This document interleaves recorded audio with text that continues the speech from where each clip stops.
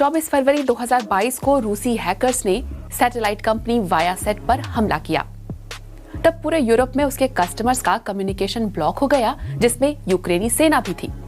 और इसके 1 घंटे बाद यूक्रेन पर रूसी हमला शुरू हो गया। साइबर हमले कैसे सेनाओं की मदद कर सकते हैं, ये इसका पहला उदाहरण था। ऐसे साइबर हमले की जिम्मेदारी लेने से क्रेमलिन हमेशा इनकार करता रहा है, लेकिन अब रूस के साइबर वॉर वाले ऐसे हथकंडों का पर्दाफाश करने वाली सीक्रेट फाइल्स लीक हो गई हैं। लीक हुए दस्तावेज का नाम है वॉल्कन फाइल्स, जिसमें एक private Russian IT company NTC Vulkan के हजारों ईमेल, प्रोजेक्ट और कॉन्ट्रैक्ट शामिल हैं। एक आम साइबर सिक्योरिटी कंपनी लगने वाली एनटीसी वॉल्कन की ये फाइलें दिखाती हैं कि उनका रूसी सेना और इंटेलिजेंस एजेंसियों से गहरा कनेक्शन है। 2011 से वॉल्कन को रूसी सरकार ने कई स्पेशल लाइसेंस दिए थे ताकि वो क्लासिफाइड मिलिट्री प्रोजेक्ट्स पर काम कर सके।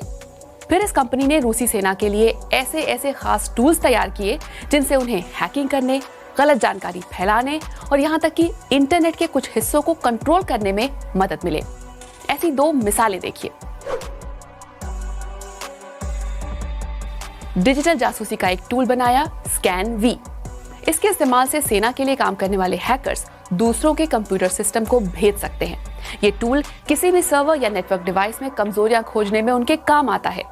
सिस्टम इंटरनेट को स्कैन कर कई तरह की कमियों का पैटर्न पहचानता है और फिर इस जानकारी को स्टोर करता है और आगे चलकर इनसे सीख लेकर साइबर हमलों को अंजाम देता है।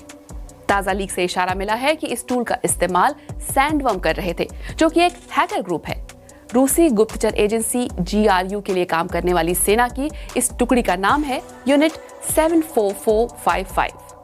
एक्सपर्ट्स को लगता है कि सैंडवर्म हैकर्स ने स्कैन-वी जैसे ही किसी टूल का इस्तेमाल किया होगा। इससे पहले 2017 में ऐसे ही एक हमले का सुराग मिला था, जब यूक्रेन के एक टैक्स सॉफ्टवेयर पर सैंडवर्म ने हमला किया।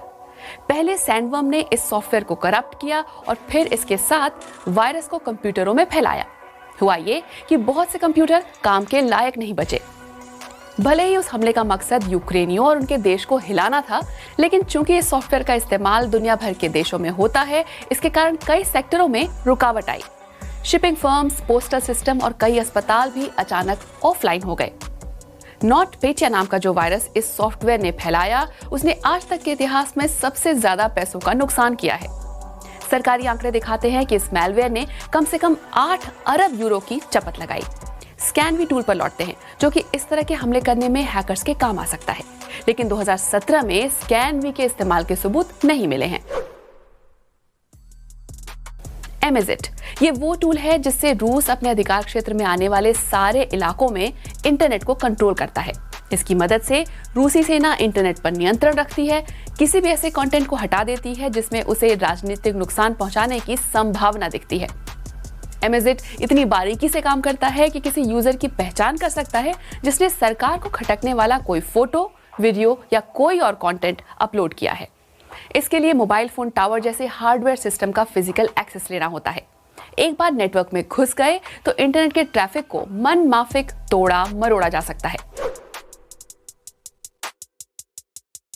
रूसी सेना जितनी बड़ी है, उतनी ही समझ में आने से बाहर।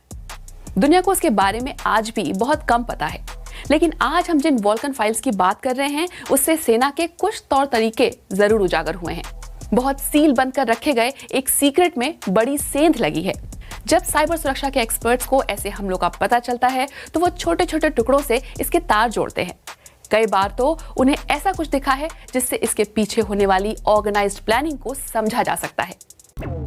अभी तक पक्के तौर पर नहीं कहा जा सकता कि रूसी साइबर हमलों में वॉल्कन के इन्हीं टूल्स का इस्तेमाल हुआ है, लेकिन लीक से इतना तो पक्के तौर पर पता चल गया कि रूसी सेना ने साइबर हमलों के लिए कितने बड़े लेवल की मशीनरी लगा रखी है। आपको क्या लगता है, क्या बाकी के देश साइबर हथियार जमा नहीं कर रहे होंगे? कमेंट करके बताइए।